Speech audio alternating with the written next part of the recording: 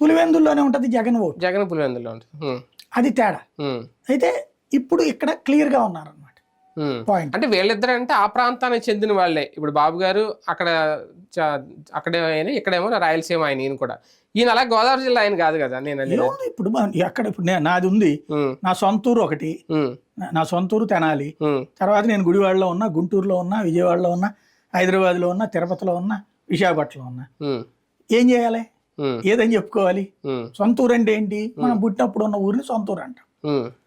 అది అంత మాత్రం అది అక్కడే ఉండట్లేదు కదా. నేను ఇప్పుడు నాదే ఊరు అంటే పెద్దవాడే అంట. ఎందుకు? లాంగ్ స్టాండింగ్ అక్కడ ఉన్నాను కదా. ఇప్పుడు లాంగ్ స్టాండింగ్ అక్కడ ఉంటాను అనుకుంటున్నారు. పిఠాపురం మంచిదే కదా. ఆయన గెలుపు క్రెడిట్ వరంకి ఇచ్చారా? ఇప్పుడు విన్నదాన్ని బట్టి చూస్తా ఉంటే ఖచ్చితంగా ఆయన గౌరవిస్తానే ఉన్నారు వర్మని, నో డౌట్ అందులో.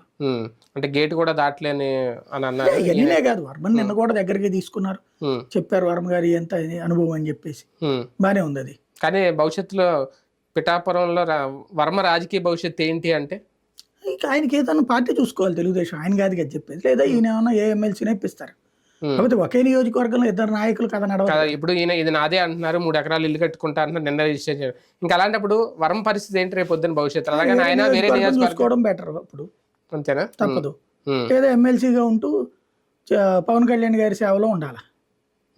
అంతే కదా. పవన్ కళ్యాణ్ గారికి సంబంధించిన యాక్టివిటీస్ ఆయన చూసుకునేటట్టు.